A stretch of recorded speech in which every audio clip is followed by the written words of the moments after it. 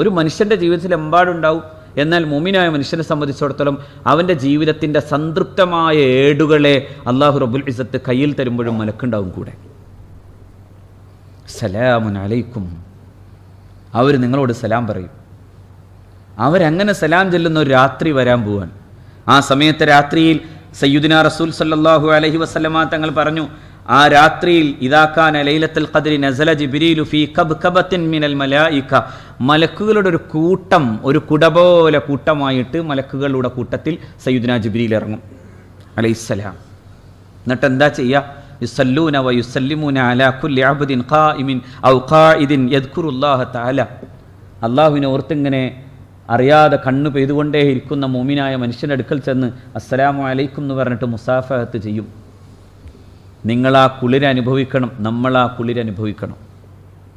മുസാഫഹത്ത് ചെയ്യുമ്പോഴുണ്ടാകുന്ന ഒരു ഹർഷോന്മാദം നിങ്ങൾക്ക് അനുഭവിക്കാനായോ എങ്കിൽ ജിബ്രീൽ നിങ്ങളുടെ കൈ പിടിച്ചിട്ടുണ്ട് എന്ന് മഹാന്മാരായ പണ്ഡിതന്മാർ നമ്മളെ പഠിപ്പിച്ചു തരുന്നു.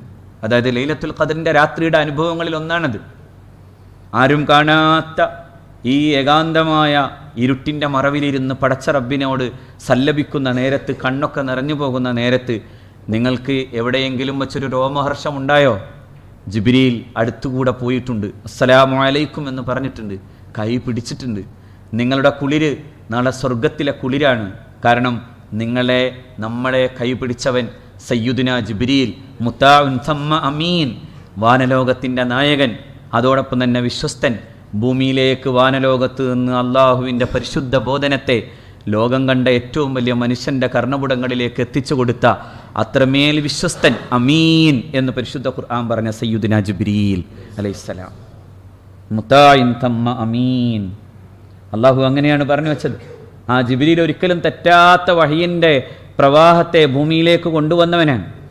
അള്ളാഹു റബ്ബുൽ ഇസ്സത്തിൻ്റെ പരിശുദ്ധമായിട്ടുള്ള ആ ബോധനത്തെ സയ്യിദുനാ മുഹമ്മദ് മുസ്തഫയുടെ കർണപുടങ്ങളിൽ എത്തിക്കുന്ന വരെയുള്ള വലിയ ദൗത്യത്തിൻ്റെ വിശ്വസ്തതയുണ്ട് സയ്യിദുനാ ജിബ്രീൽ അലൈഹിസ്സലാത്തു വസ്സലാമിൻ.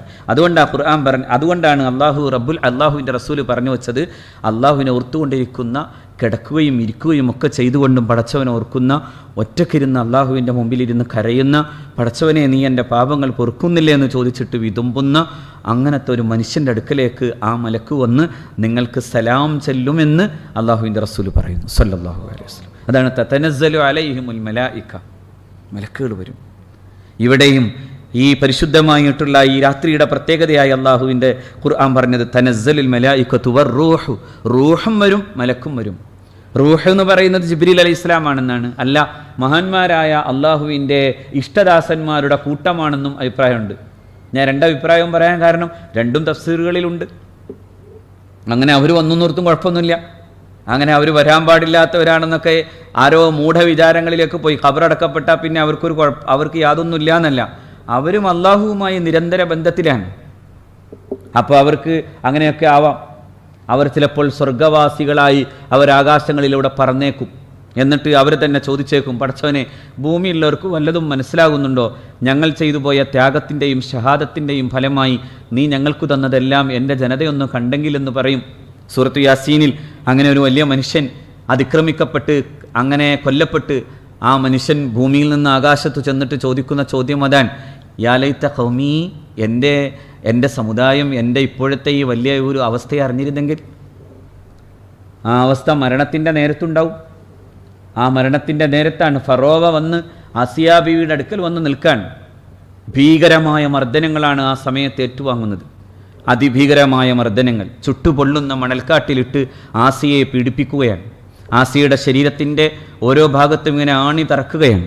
അങ്ങനെ തറക്കുന്ന നേരത്ത് ആസിയ റളിയല്ലാഹു തആല അൻഹ ചിരിക്കുന്നു. അപ്പോൾ ഫറോവ ചോദിക്കുന്നു, ഇവൾക്ക് എങ്ങനെ ചിരിക്കാൻ പറ്റും? എന്താ കാരണം? മലക്കുകളുടെ സാന്നിധ്യത്തിൽ നിന്ന് മഹാനായ മഹദി സയ്യിദത്തുന ആസിയ റളിയല്ലാഹു തആല അൻഹ ചിരിക്കാൻ. അവരപ്പോൾ ദ്വാരക്കുന്നത് ഇതാണ്, റബ്ബി ബിനിലി ഇൻദക ബൈതൻ ഫിൽ ജന്ന, നിൻ്റെ കൂടെ സ്വർഗത്തിൽ നിന്നെ കാണാൻ പറ്റുന്ന സ്വർഗമുണ്ടല്ലോ, നിൻ്റെ ലിഖാഇനെ അനുഭവിക്കാൻ പറ്റുന്ന സ്വർഗം, ആ സ്വർഗത്തിൽ നീ എനിക്കൊരു വീട് പണിതു തരണേന്ന് സയ്യിദത്തുന ആസിയ റളിയല്ലാഹു തആല അൻഹ. അതുകൊണ്ട് മഹാന്മാരായ മുഫസ്സിറുകൾ പറയുന്നുണ്ട്, ചിരിച്ചത് വെറുതെ അല്ല, അതൊരു തരം സെഡേഷനാണ് എന്ന് പറഞ്ഞാൽ മലക്കുകൾ കൂടെ നിൽക്കുകയും ജീവിതത്തിൻ്റെ ഏറ്റവും വലിയ അർത്ഥത്തിലുള്ള പ്രയാസകരമായ ആ സമയത്ത് പോലും ചിരിച്ചു പോകാൻ, മിസൈൽ പൊട്ടി ചിതറിപ്പോകുന്ന സമയത്തും ചിരിച്ചു പോകുന്ന പലസ്തീനിയൻ മക്കളെ നോക്കിയിട്ട് നിങ്ങൾക്ക് പറയാൻ പറ്റും ഇതൊരു തരം അങ്ങനെയാണ്. ഷഹാദത്തിനെ കാമിച്ചു പോയ മനുഷ്യൻ്റെ മനസ്സിൽ അപ്പോൾ പിന്നെ സ്വർഗം നേരിട്ട് കാണുന്ന നേരത്ത് മലക്കുകൾ സ്വാഗതം ചെയ്യുന്ന സമയത്ത് യാ അയ്യത്തുഹൻ നഫ്സുൽ മുത്മഇന്നത്തു ഇർജിഇ ഇലാ റബ്ബികി റാളിയത്തൻ മർദിയ എന്ന് പറയുന്ന നേരത്ത് പിന്നെ അവരെ സംബന്ധിച്ചിടത്തോളം അവർക്ക് ദുഃഖങ്ങളില്ല, അവർ ഹർഷോന്മാദത്തിൻ്റെ ചിരിയിലേക്ക്, ആനന്ദത്തിൻ്റെ ചിരിയിലേക്ക് പോകും എന്നാണ്. അത് മഹാന്മാരായ മുഫസ്സിറുകൾ ഈ ആയത്തിനെ വിശദീകരിച്ചുകൊണ്ട് പറയുന്നുണ്ട്. അതെല്ലാം സംഭവിക്കാവുന്ന അത്രമേൽ മനോഹരമായിട്ടൊരു രാത്രിയെ അള്ളാഹുവിൻ്റെ പരിശുദ്ധ ദീൻ പഠിപ്പിക്കുന്നു. അതുകൊണ്ട് ഖുർആൻ പറയുന്നു ആ സമയത്ത് റൂഹ് വരും ബി ഇദ്നി റബ്ബിഹിം മിൻ കുല്ലി അംരിൻ, എല്ലാ തരത്തിലും അള്ളാഹുവിൻ്റെ കൽപ്പനകളെ അനുസരിച്ചുകൊണ്ട് അവിടെ നടക്കേണ്ട എല്ലാ നന്മക്കുമായി പ്രേരകമായിക്കൊണ്ട് സലാമുൻ ഹിയ ഹത്താ മത്ലഇൽ ഫജ്ർ, എല്ലാവരും ഇങ്ങനെ മഹാന്മാരായ മലക്കുകൾ സലാം ചൊല്ലി ശാന്തമായ ഒരു രാത്രിയാക്കി അതിനെ മാറ്റും എന്ന് വിശുദ്ധ ഖുർആൻ പറയുന്നു. ആ രാത്രി എന്നെന്ന് അള്ളാഹു ആലം. 27 രാത്രിയാണെന്ന് പുണ്യനബി പഠിപ്പിച്ചിട്ടുണ്ട്. പക്ഷേ അതിന് മാത്രം അവസാനിപ്പിച്ചില്ല. എന്തുകൊണ്ടെന്നാൽ നിങ്ങൾ 21 പ്രതീക്ഷിക്കണം, 23 പ്രതീക്ഷിക്കണം, 25 പ്രതീക്ഷിക്കണം, 27 പ്രതീക്ഷിക്കണം, 29 പ്രതീക്ഷിക്കണം. എന്തുകൊണ്ട്? നിങ്ങൾ ഏതെങ്കിലും ഒരു പ്രത്യേക സമയത്തേക്ക് മാത്രം പ്രതീക്ഷിക്കാനല്ല വേണ്ടത്, അല്ലാതെ പ്രതീക്ഷിക്കണം. എല്ലാ നന്മകളോടും ചേർന്നു നിൽക്കണം. തൻ്റെ സക്കാത്ത് കൊടുത്തും തൻ്റെ വീടേണ്ട ബാധ്യതകളെ വീട്ടിയും ജീവിതത്തിൽ ഇങ്ങനെ ശാന്തമായ മനസ്സോടെ നിൽക്കുമ്പോൾ ജിബ്രീൽ അലൈഹിസ്സലാം ഒറ്റക്കിരിക്കുന്ന മനുഷ്യൻ്റെ കൈപിടിക്കും. ഞാനൊരു കാര്യവും കൂടി പറയാം. ലൈലത്തുൽ ഖദർ എന്ന് പറയുന്ന രാത്രിയെ ഉത്സവമാക്കാതിരിക്കുക.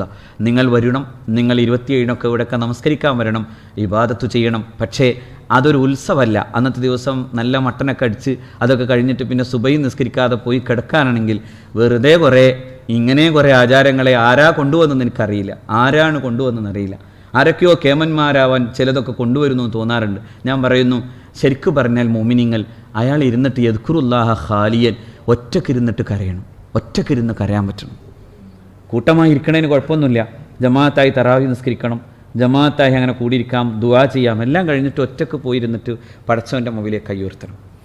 അതിൻ്റെ മട്ടൻ ബിരിയാണിയുടെ ഔത്സുക്യത്തിലാവരുത്, മറിച്ച് അത് പിന്നെയും അന്നത്തെ സുബഹി പോലും കളയും എന്ന് പറഞ്ഞാൽ അന്നത്തെയും കൂടി നാശത്തിന് കാരണവും. അള്ളാഹു തൗഫീഖ് ചെയ്യട്ടെ നമുക്ക് മഹാനായ ജിബ്രീലിൻ്റെ കൈ പിടിക്കാൻ, റളിയല്ലാഹു അൻഹു അലൈഹിസ്സലാം, സയ്യിദുനാ ജിബ്രീൽ അലൈഹിസ്സലാമിൻ്റെ കൈ പിടിക്കാൻ അള്ളാഹു നമുക്ക് തൗഫീഖ് തരട്ടെ. വാഖിറു ദഅവാന അൽഹംദുലില്ലാഹി റബ്ബിൽ ആലമീൻ. അർഹമുർ റഹീമിനായ റബ്ബ് സ്വീകരിക്കട്ടെ. വല്ലാത്ത ദിവസങ്ങളാണ് നമ്മുടെ മുമ്പിലൂടെ നടന്നു പോകുന്നത്. എല്ലാം അള്ളാഹു റബ്ബുൽ ഇസ്സത്ത് സമാധാനത്തിലെത്തിക്കട്ടെ.